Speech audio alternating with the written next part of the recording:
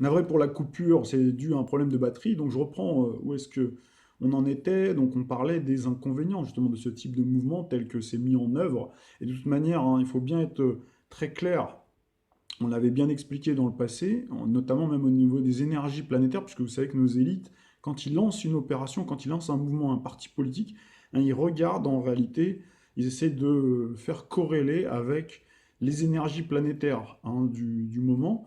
Donc ça paraît invraisemblable, hein, pour les personnes qui regardent comme ça à la télévision, la politique, qui voient les gens en costard-cravate. Alors c'est pas forcément ce qu'on voit à la télé, c'est des gens derrière qui eux sont extrêmement attentifs. Ben, vous avez vu par exemple Madame Christine Lagarde qui est très attentive à la numérologie. Ça c'est, j'ai déjà publié un article sur le blog là-dessus. Donc ça veut dire que eux, ces gens-là sont attentifs et quand ils lancent un mouvement, hein, ils mettent toujours tout en œuvre pour que ce soit en synchronicité avec les vibrations cosmiques du moment pour faire réussir leur projet. Donc ça veut dire que quand ils ont lancé le mouvement, si vous vous souvenez, c'est le 17 novembre, hein, notamment le mouvement des Gilets jaunes. 17 novembre, signe du Scorpion, Scorpion, gouverné par Pluton, Pluton dans le signe du Capricorne. Donc là, en plus, on voit qu'il y a Saturne qui est venu rejoindre. Il y avait déjà Saturne, hein, qui était déjà en conjonction, donc on a bien la conjonction Saturne-Pluton. Vous le savez, tous ceux qui ont suivi les chroniques et ceux qui sont adeptes de l'astrologie, hein, Saturne-Pluton, donc c'est bien le cycle, hein, de la grande crise avec Pluton. Donc vous savez que c'est le pouvoir caché, les forces occultes, hein, donc le pouvoir de la finance cachée, c'est l'industrie pétrolière, c'est la mafia financière. Voilà, donc vous voyez tout de suite, hein, Scorpion, en plus Scorpion, signe de la mort, en plus deuxième maître du Scorpion, c'était Mars dans le signe du Poisson, le Poisson effectivement signe pacifique, d'accord. D'ailleurs le mouvement a démarré comme ça, on avait une quasi-conjonction à Neptune, si vous vous souvenez, quand il y a eu le démarrage le 17 novembre 2018, mais il y avait un carré à Jupiter, et donc on avait bien expliqué que ce mouvement-là, c'était la désillusion, et Jupiter en Sagittaire, Sagittaire, donc Jupiter c'est le signe de la planète de la politique, c'est une planète leader, hein, sur le plan politique, donc qui est dans le signe, hein, du Sagittaire, qui est le signe de la mondialisation, le signe de l'internationalisme, le signe de l'expansion, et donc le cycle, hein, Jupiter-Neptune, vous le savez, maintenant on l'a vu dans différentes chroniques, hein, que c'est vraiment le cycle, hein, des grands mensonges, de la grande désillusion aussi, donc qui effectivement mobilise beaucoup de gens, énormément de monde. Donc il y a une foi démesurée, il y a une mauvaise foi aussi, une mauvaise foi de la part des politiques, mais une foi démesurée de la part de ceux qui ont participé à ces mouvements-là, qui sont effectivement, qui se disent ah c'est génial, voilà, il y a quelque chose qui se passe, donc ils suivent le mouvement. Et de toute manière, il faut regarder aussi, un jour on aura l'occasion peut-être d'en reparler, hein, de la manière dont on utilise aussi, puisque ces gens-là ont une connaissance pointue du cerveau humain, et ils savent en fait, hein, comment manipuler les mouvements de foule, hein. C'est-à-dire qu'en fait, les gens vont suivre naturellement la foule, hein. C'est-à-dire là où il y a du monde, c'est comme le principe des restaurants. Quand vous ouvrez un restaurant, qu'est-ce que vous faites? Vous mettez toujours les premiers clients, vous les mettez devant la fenêtre, ou même vous faites venir des gens de votre famille pour qu'il y ait du monde devant la fenêtre, pour que les gens se disent, ah tiens, il y a du monde à l'intérieur, on rentre. C'est comme ça que ça fonctionne, on fonctionne tous comme ça. Donc voilà, le but en fait, c'est d'arriver à créer, de faire monter la mayonnaise, puis après, dès que ça part, et c'est exactement ce qui s'est passé via les médias, on l'a déjà expliqué au travers de toutes nos chroniques vidéo. Donc quand le mouvement, quand quelque chose est pourri dès le départ, puisque là c'était sur de la colère, donc là on retrouve bien Mars, la planète de la colère, certes dans le signe du poisson, mais qui donne de l'émotivité aussi, c'est-à-dire c'est sous le coup de l'émotion. Les gens sont sortis parce que voilà, il y a eu aussi toute l'orchestration avec notamment le dopage des algorithmes avec cette dame-là. Donc vous savez comment ça s'est passé, elle est passée sur tous les plateaux télé, ainsi de suite, hein. Il y a eu toute l'orchestration. On avait expliqué aussi qu'il y avait. D'ailleurs, il y a eu, moi, comme quoi, on sent se parler, je connaissais pas la personne, vous voyez. Il y a eu la personne qui a fait la vidéo, ce que vous devez savoir, Gilets jaunes, acte 4, je crois, ou c'était acte 6, il me semble, hein. Et on l'avait même diffusé. Et tout ce qu'il disait, je souscrivais à 100% à tout ce qu'il disait sans se concerter. Je connaissais pas cette personne-là et on était exactement sur la même longueur d'onde, hein. D'ailleurs, sa vidéo a fait un carton. Et apparemment, d'après ce que j'ai pu comprendre, il aurait même été, il a dû avoir peut-être des messages, voilà, de la part des gens. Je crois que ça a même fait l'objet d'un petit reportage, il me semble. J'ai pas vu passer, mais voilà, hein. En tout cas, peut-être qu'il s'est un peu fait remonter les bretelles. C'est pour ça que d'ailleurs, il a plus donné de nouvelles pendant quelques temps. Les gens se sont inquiétés. Enfin voilà. Donc moi, pour moi, en tout cas, cette personne-là est vraiment dans le vrai, même dans les préconisations.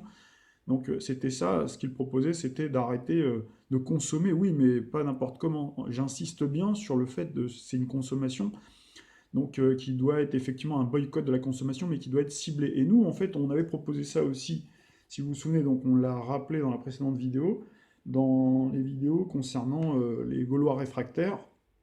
On avait expliqué le mode de management de Macron, qui était contraire à celui de, antagoniste à celui de Hollande, qui était là pour donner des coups de pied aux fesses aux Français, et on avait embrayé sur la deuxième partie pour justement reprendre, pour prendre à l'époque donc la maxime de Bruce Lee, qui d'ailleurs au passage, je le dis, a des similitudes avec Gandhi dans son thème, même s'ils ne sont pas de la même génération, ils sont tous les deux marqués par le scorpion et le taureau.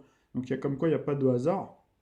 Donc on avait repris justement cette séquence-là en expliquant qu'il fallait effectivement boycotter, mais de manière ciblée, mais sans justement s'exposer, sans se retrouver à battre le pavé, puisque justement c'était l'analyse qu'on avait faite. On avait expliqué que ça servait à rien de battre le pavé, que c'était une énergie perdue.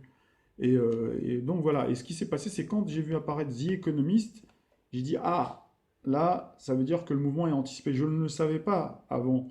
C'est-à-dire que je ne l'ai su qu'après. Donc moi, je prenais ça depuis des années.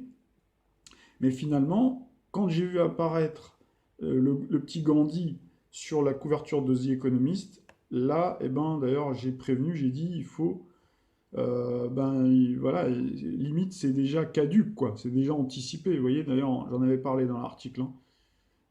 Voilà, donc j'avais bien mis, hein, il ne s'agit pas de faire la grève de la faim ou bloquer toute l'économie, car c'est au contraire ce que cherche notre adversaire, créer un chaos social et économique pour que le peuple se bat l'un contre l'autre, la guerre civile.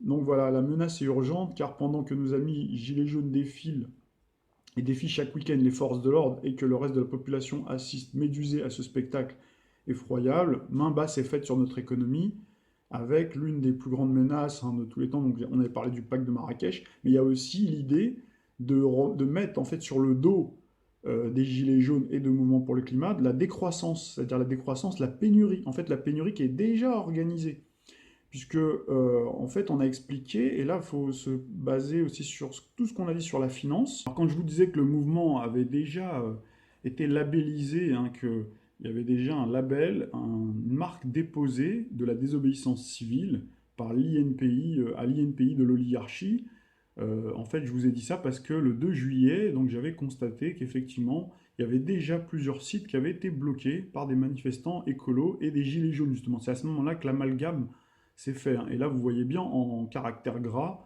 désobéissance civile. Donc là, donc il y a eu donc cet attelage, hein, Gilets jaunes et manifestants pour le climat, donc qui a occupé plusieurs sites, hein, du géant Amazon à Clichy, en Ile-de-France et également à Toulouse.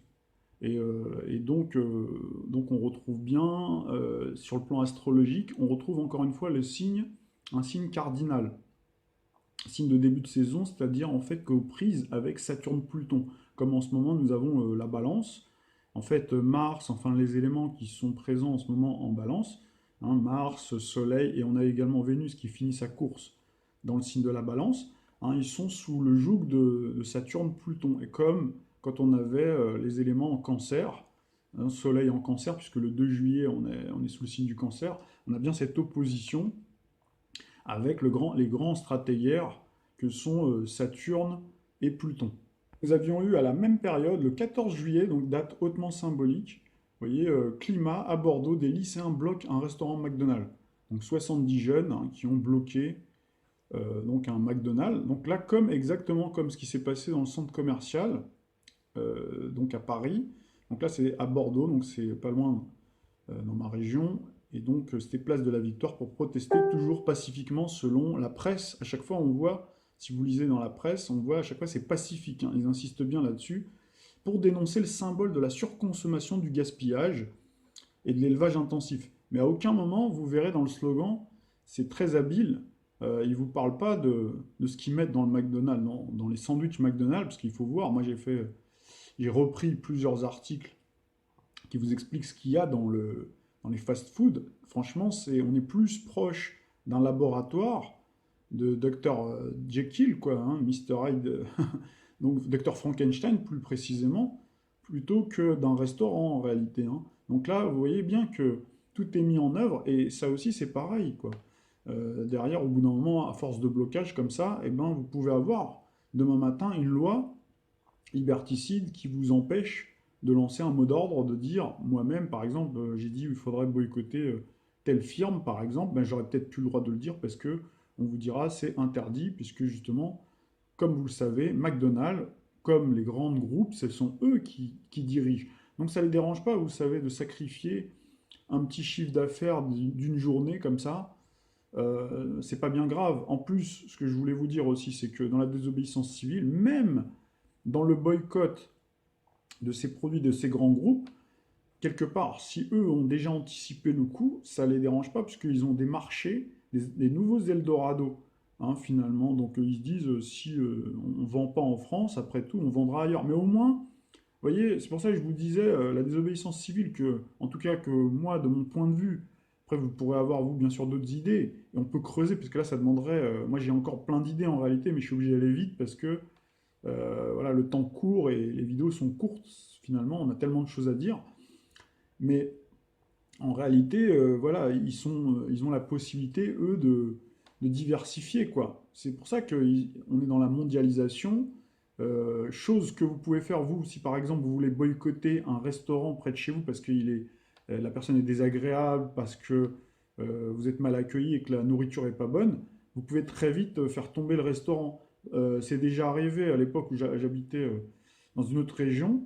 Et je me souviens très bien qu'il y avait un restaurant qui vraiment méritait que les services sanitaires passent. Et les gens, en fait, spontanément, sans se parler, sans communiquer forcément, n'y allaient plus, quoi, en fait, puisque c'était tellement pas bon.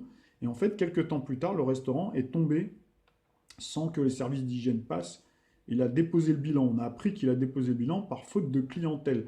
Donc vous voyez que ça peut marcher, ça. Mais ça marche sur le plan local.